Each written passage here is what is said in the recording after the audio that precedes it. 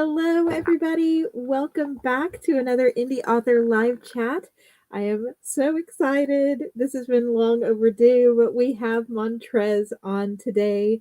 Welcome back, Montrez. It's been a long time. Thank you for having me. Thank you so much. I'm so excited. Oh, I'm excited to talk to you too. So much has changed, I think, since the last time you came on. You're a co-editor in chief now. You've got books out. You do reading club galore on Instagram. It's amazing. So for those who don't know who you are, don't know anything about all the bookishness you have yourself into, why don't you tell us a little bit about yourself? Hey, everybody, I'm Montrez. And honestly, I'm just a huge bookish nerd myself. So I started as a reader, decided to write some of my own things and just pass on some bookish joy. So if you like superpowered urban fantasy, you can check out my books Errant and my novella Knockout. If you are looking for more whimsical, adventurous romantasy, you can check out my Sela tales, starting with Labyrinth Park. It'll be a Portal Fantasy duology coming soon.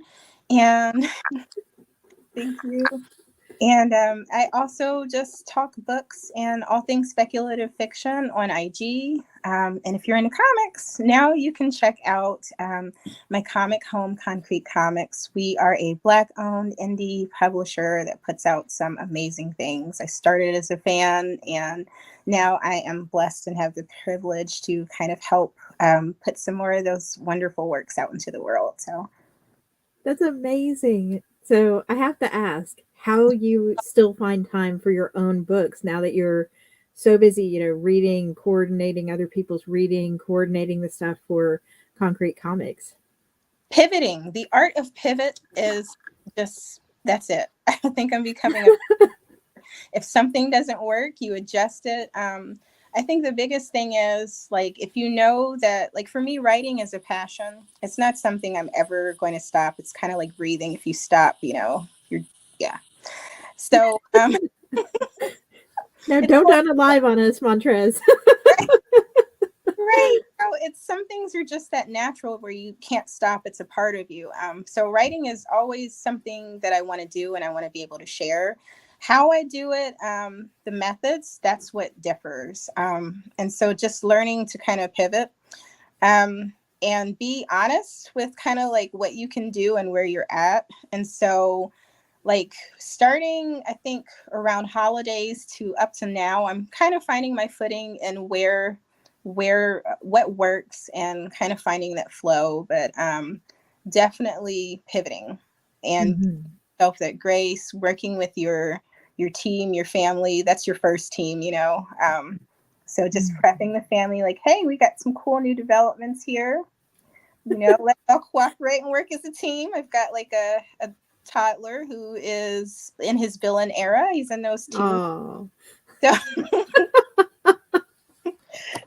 so even we're, just working with your family, kind of inviting them along for the process. Lots of prayer and, like, sometimes crying, but mostly prayer, talking to your family and working with your team, your mhm. your community, like, and being honest. Mhm.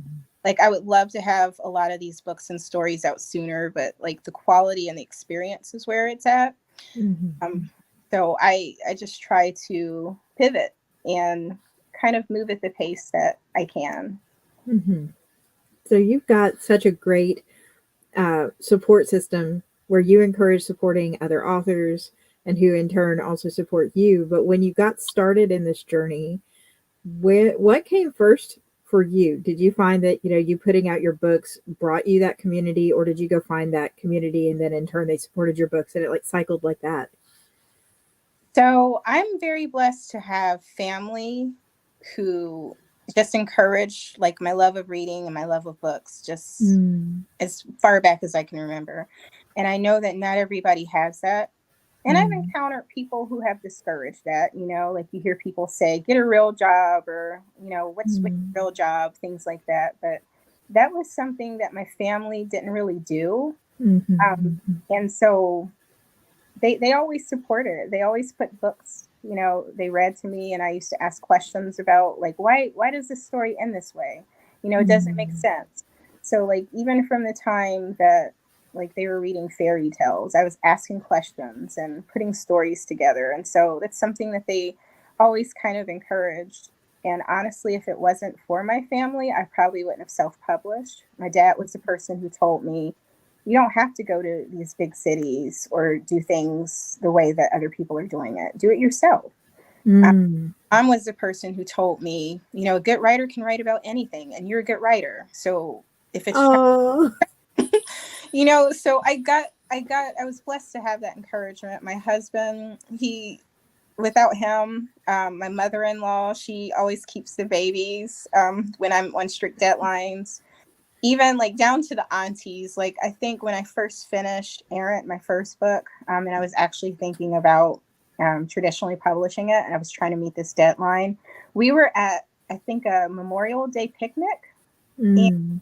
they took turns. Like all my family took turns, like pushing my boy around in the stroller and tending to my sons while I wrote at our picnic.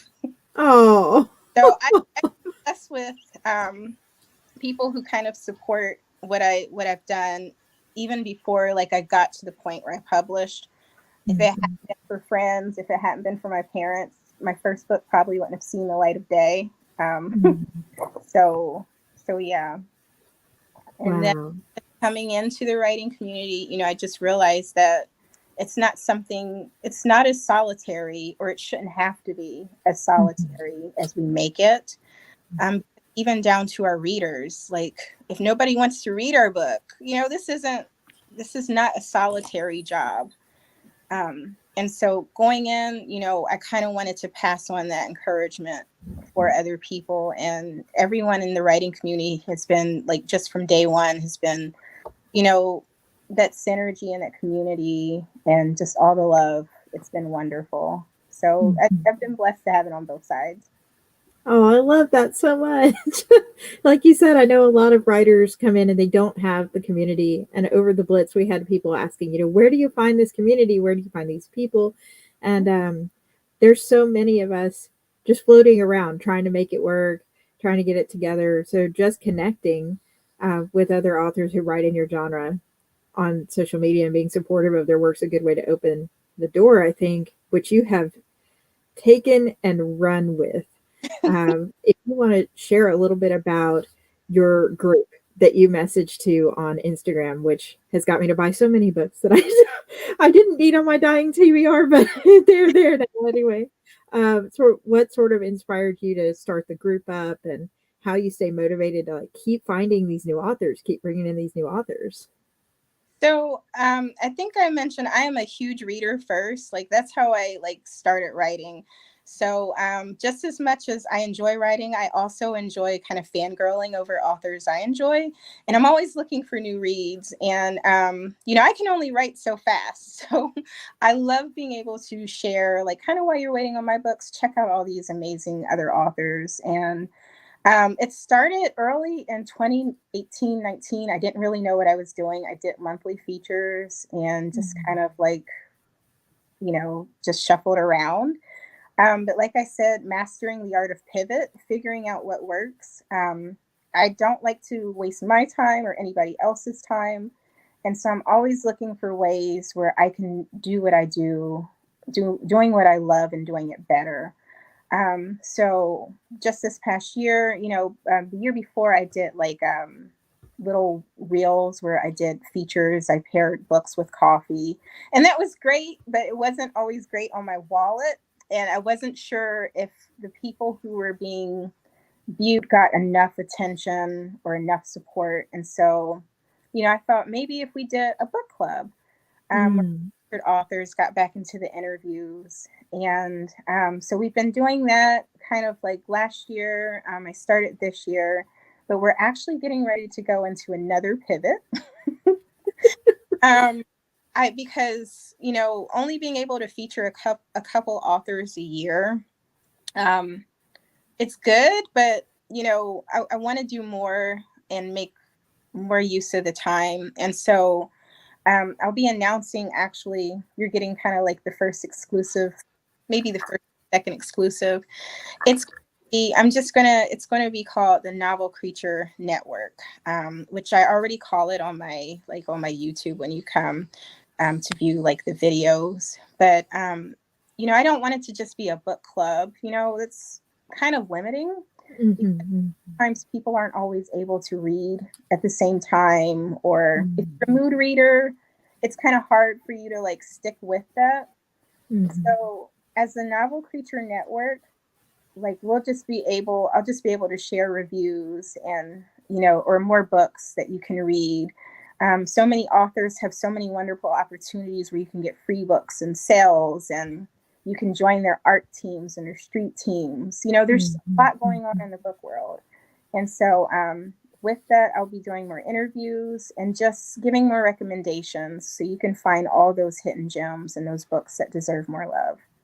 Absolutely. And I love how you're so bold in supporting fellow women writers of color, regardless of background.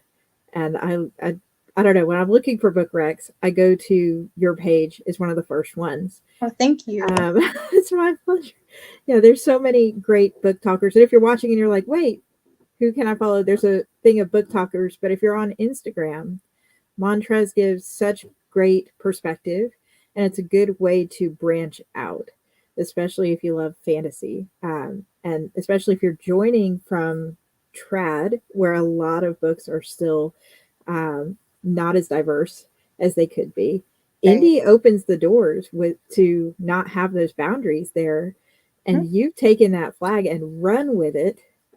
Errant just was amazing. I remember reading it a couple of years ago and going, wow, because it's got the superhero vibes, and like I think won't tell anybody that Spider-Man sort of took from Aaron a little bit, I feel like in some ways.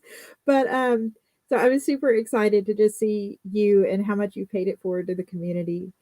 So thank you for all you do. Oh no, it's really my pleasure, and I do want to make a point too. You will find a mixture of traditional recommendations as well. Mhm. Then with the indie, because it's hard. I know it's hard for our traditional published authors as well. So if you're just looking for, like, if you're looking for the bestseller reads, I don't do too much of those. I feel like they get enough love. I'm trying to get some other books on the bestsellers list, some books that you don't know you need yet. So Yeah. definitely please support. Yes. Yes. And so speaking of Aaron, I Mhm. saw some news this week and I was going, yes. Would you like to share the news? Okay, so starting this month, and it's one of the reasons I got on my shirt here, my hoodie, it is Errant season. I published my first book. I published Errant back in 2020 when like we thought the world was just on fire and so much was going on. So it didn't have like a traditional kind of rollout like with the launches and the book signings. And I know everybody's been waiting for the sequel for a while. Yes. So I wanted to kind of like warm us back up and give kind of like these characters and this story kind of like the debut it deserved that it didn't get. So Yes. so that's kind of where we're starting for this month. We've got a fun giveaway. There's going to be some character takeovers. So we're going to explore like the characters of the book. This is a very character-driven story. And so I feel like it's really important that people are kind of, aware of the characters and highlighting kind of some of their features and the things that they do. Um, and then, I have plans to kind of like do some other things within the upcoming months to kind of help lead up to the big launch for the sequel book. And man, that book is going to be a while, right? Oh, I can't wait, but I'm also terrified at the same time. Yeah, be terrified. The way that these characters have taken over the story, I'll say that Errant, if it's good for like people who are beginning in fantasy who aren't sure. It's a contemporary urban fantasy style book. And it starts off really contemporary and it kind of dips your toes into the fantasy world, but then it takes off running. And book two, it does not stop. So it's going to be, there's going to be some things. Just prepare. Hmm. Yes. And with your work now with Mhm. Concrete Comics, might we see some sort of comic for Erin at some point? Oh man, so I thought about it. You might like with this, you might see some like comic book influences and maybe some like extra add-ons and pieces. I'm learning so much on this side. It's just another beautiful way to tell stories and to reach whole new audiences. So I won't say that it's out of the picture. But I definitely want to focus on first getting the main stories out. But I do have a lot planned for this world and kind of for this universe of books. So it's definitely something kind of like on it's in the back on the back burner. I'm thinking about it. Hmm. Hmm. So it's like a different, I guess, because there's so much art and everything too. It's a different process for doing a comic as indie than it would be for doing like a novel. It is, it is, but it's not like it's just a different mode of storytelling. And so I want to make Mm. sure that my people who love novels get their stuff out, because this is a trilogy and you guys have been waiting for a while so patiently.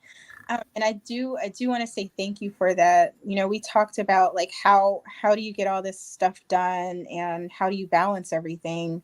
And I think one of the hardest things I learned was, you know, rest is part of that process. And I had planned to publish the sequel right after the first one within that next year. And I went through a really difficult pregnancy. And I Mm. couldn't, you know, I couldn't do it for my health. I couldn't do it for the quality sake of the story. So Mm. that was the hardest thing for me to do. But I'm so glad I did because the way that story transformed and my growth as a writer now, I'm really excited to share kind of how that story has evolved and where it's going beyond that. Hmm. So do you feel like when you're writing, because your books are very character driven already, Mhm. and they really don't shy away from diving deep into hearts of things that might usually be skimmed over, especially with younger characters. Mhm. Do you feel like the experiences and the trouble you go through in your life translates in some way into what you're doing when you're crafting these characters? Definitely. You know, I think most of the things we go through are universal. We all have periods of sadness and struggle of not belonging. You know what I mean? So Hmm. generally, I follow, you know, those kind of things and just kind of think, you know, if I was this character, you know, what would they go through? Not what I would go through as a character, but as this individual, what could Mm. be feeling? You know, it's a great way to explore empathy. But then also, I do infuse like my own personal emotions into different parts of the story. So, like, you know, when you're having those hard days or you're sad, oh, this is a great time to write that really emotional scene, you know? So that's Hmm. one Hmm. of the things that I employ. The whole series really was inspired kind of like through difficult things that I was going through. Just being able to find power, you know, and to take your own narrative, you know, to take hard times and to turn it into something that can launch you into not just surviving life, but being able to thrive in it, you know. Um, Mm. so I hope that, you know, when people read Errant and when they read these stories, that they kind of are able to power up and recharge for your own everyday adventure, you know.